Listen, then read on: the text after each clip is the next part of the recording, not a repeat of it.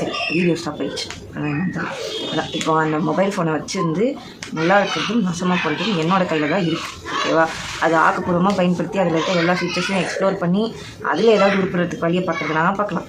இல்லை அப்படின்னா இந்த ஃபோன் மூலமாக எவ்வளோ கெட்டு போகிற வேலைகளில் எல்லாத்துலேயுமே ஈடுபட்டு கெட்டு போகிறது என் கையில் தான் இருக்குது. அந்த மாதிரி உன்னை கரெக்டாக யூஸ் பண்ணுறது என்னோடய ரெஸ்பான்சிபிலிட்டி. அதை வந்து மெயின்டைன் பண்ணாதது நான் தான். So I take full ownership of what I happen to be in future. சரியா? அவ்வளோதான் விஷயம். இப்போ ஃபோன் பற்றி நான் நினச்சது எல்லாத்தையுமே இந்த குட்டி விஷயத்தில் கவர் பண்ணிட்டேன்னு நான் நினைக்கிறேன். பட் இதையும் தாண்டி நிறையா ஏதாவது இருக்குது அப்படின்னா நீங்கள் உங்களோட ஃபோன் மூலமாக எந்த மாதிரியெல்லாம் அஃபெக்ட் ஆகிருக்கீங்க, ஆர் அந்த ஃபோன் அடிக்ஷன் உங்களுக்கு இருந்து அதுலேருந்து ஓவர் கம் பண்ணி வந்துட்டீங்க அப்படின்னா அதுக்காக நீங்கள் பண்ண முயற்சிகள் என்னென்ன, நீங்கள் போட்ட எஃபர்ட் என்னென்ன, அது எல்லாத்தையும் சொன்னீங்கன்னா மற்ற எல்லாருக்குமே பிரயோஜனமாக இருக்கும். நான் என்ன பண்ணேன் அப்படின்றதையும் நான் லாஸ்ட்டாக சொல்லிடுறேன். என்ன பண்ணியிருக்கேன் அப்படின்னா, என்னோடய ஹஸ்பண்ட் என்ன பண்ணியிருக்காங்கன்னா, இன்ஸ்டாகிராமில் வந்து அந்த டைமர் செட் பண்ணி கொடுத்துருக்காங்க 1 ஹவருக்கு.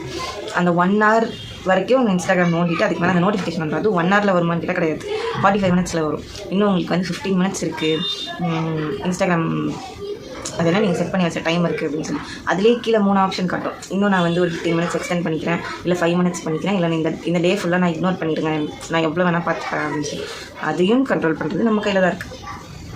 சரியா? ஸோ வந்து நம்ம வேறு ஏதாவது ஒரு விஷயத்தில் பிஸி ஆகிட்டோம் அப்படின்னா, இப்போ இந்த சாஃப்ட் காப்பி இதுதானே, சாஃப்ட் காப்பி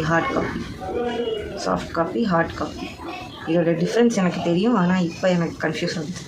சரி, இந்த ஹேண்ட் கிராஃப்ட்ஸ் எல்லாம் இருக்கும்ல, அந்த ஃபோன் இன்வால்வ் பண்ணாமல் பண்ணுறது, ஒரு வரைகிறதாகட்டும் கிறுக்கிறதாகட்டும், அந்த கிறுக்கல் தரப்பிலாம் என்னோட ஒரு ஃப்ரெண்டு சொல்லி கொடுத்தா தெரியுமா.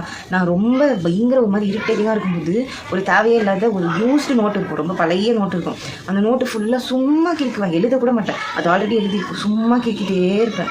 என்னாச்சு அப்படியே நல்லாயிருக்கும், உண்மையாக அது ஒரு மாதிரி தெரப்பட்டிக்காக நல்லாயிருக்கும். நான் அப்படி கிறுக்கிட்டு இருப்பேன். அந்த மாதிரி உங்களுக்கு பிடிக்கலை அப்படின்னா நீங்கள் வேறு ஏதாவது எழுதலாம், வரையலாம், இல்லை அந்த ஆர்ட் ஒர்க் ஏதாவது பண்ணுறீங்க அப்படின்னா அது பண்ணலாம், என்னவோ உங்கள் இஷ்டம். பட் இஃப் தட் அந்த art work completely depends on phone. உங்களுக்கு எடிட்டிங் தான் பிடிக்கும், இல்லை என்னன்னு எனக்கு தெரியல, அப்படியே நினைப்பாருக்கு. சரி, விஷயம் வந்து இப்போ சொல்கிற விஷயமும் அதுதான். எப்படி சொல்கிறது, ஃபோனை தவிர்த்து வேறு ஏதாவது கைவினை பொருட்கள் அதை ஏதாவது செய்கிறதுக்கு பழகிக்கோங்க. சும்மா வச்சு எழுதுங்க, சும்மா வச்சு வரைங்க, சும்மா வச்சு கிறுக்குங்க. இந்த எம்ப்ராய்டரி அது இது, இந்த கம் வச்சு ஒட்டி விளாடுறது, பெயிண்ட் அடிக்கிறது, ஏதாவது ஒன்று பண்ணுங்கள். ஆக்கப்பூர்வமாக இல்லை, சும்மா ஆக்கப்பூர்வமான்றதெல்லாம் தேவையில்லை. சும்மா அந்த ஃபோன் தூக்கி தூர வச்சுட்டு ஒரு 1 ஹவர் உங்களால் அந்த ஃபோன் இல்லாமல் சர்வே ஆக முடியுதான்னு பாருங்கள். அவ்வளோதான் விஷயம்.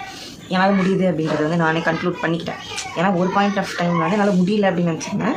பட் லேட்டராக நான் அந்த டைமர்லாம் செட் பண்ணி நான் இங்கே இந்த புக்கில் எழுத ஆரம்பிச்சதுலேருந்து, லைக் நோட் புக்ஸ்லாம் எழுத ஆரம்பிச்சதெல்லாம் ஓகே, என்னால் வந்து இந்த ஃபோனையே நான் கம்ப்ளீட்டாக டிபெண்ட் பண்ணிடுவேன். முதல்ல நான் நோட்ஸில் போடுவேன், அந்த மாதிரி ஏதாவது ஒன்று போடுவேன். பட் எனக்கு இங்கே கையிலே இருக்குது நோட்டு, ஒரு ரஃப் டிராஃப்ட் இருக்கும், ஒரு ஃபேர் டிராஃப்ட் இருக்கும்.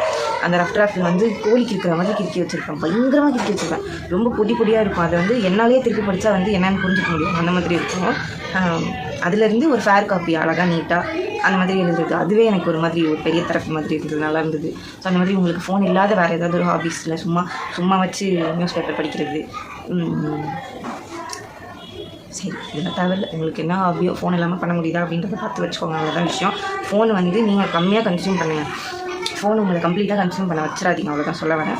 அண்ட் இந்த கவிதை உங்களுக்கு எந்த அளவுக்கு பிடிச்சிருக்கு, இது இவ்வளோ பெரிய வீடியோ நான் கண்டிப்பாக 3 பார்ட்டாக பிரேக் பண்ணி தான் போட போகிறேன்.